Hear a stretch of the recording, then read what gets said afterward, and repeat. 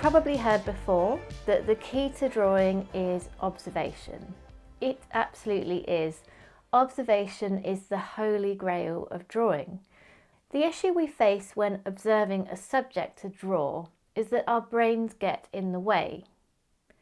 Our brain is always trying to help us in whatever task we're doing. So if we're drawing, say, a bird, your brain will check its memory bank for all those images of birds you've ever seen and give you an image of a bird. This may not actually match up to the exact bird in front of you which you're trying to draw. So you begin to draw from memory combined with what you can see in front of you. And the combination will often lead to, let's say, a result that we're less than happy with. So how can we say thanks but no thanks to our helpful brain and really observe what we're drawing? One thing I'd recommend when you're just starting out drawing is to work from reference images to start with. Or if you're working from a real object, take a photograph of it on your phone. The reason for this is that it immediately makes your reference 2D instead of 3D. So it won't change if you move position, which can make it much easier to identify those shapes and lines and check what we draw against our reference. Drawing from life is a great skill and a really important one too, but it's something that you can move on to later. So I really recommend that when you're just starting out with drawing, just work from reference photographs.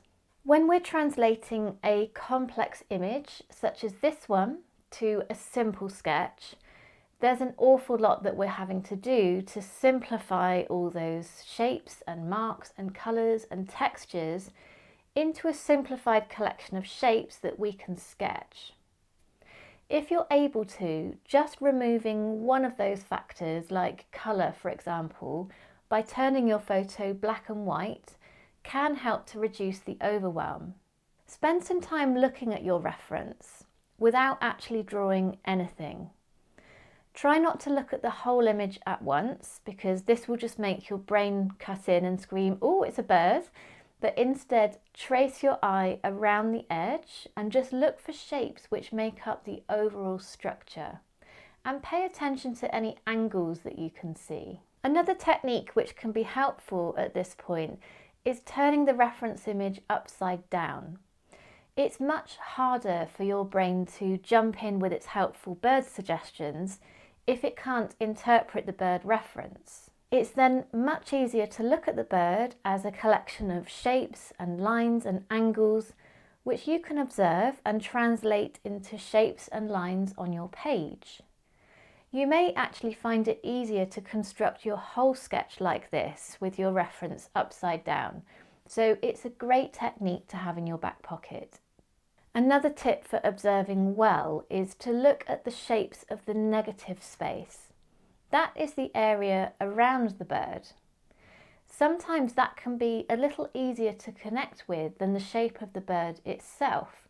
So you can use the negative space shapes to build up your sketch. When looking for shapes, first just try to identify one or two of the largest shapes making up the object. They don't need to be completely accurate to the detail, but a simplified form of what you can see, because we'll refine the detail later. I like to think of this a little bit like sculpting. If you were going to make this bird out of blocks of stone, what shapes would you like to start with before carving away sections to begin to see the detail? When you actually come to start sketching, one thing I always encourage my drawing students to do is to keep your eyes on the reference way more than on your drawing.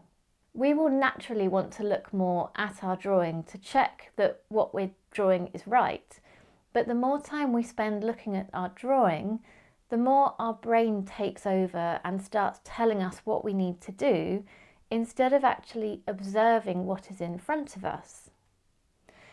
Aim to spend at least 75% of your time looking at your reference and only 25% of your time looking at your drawing.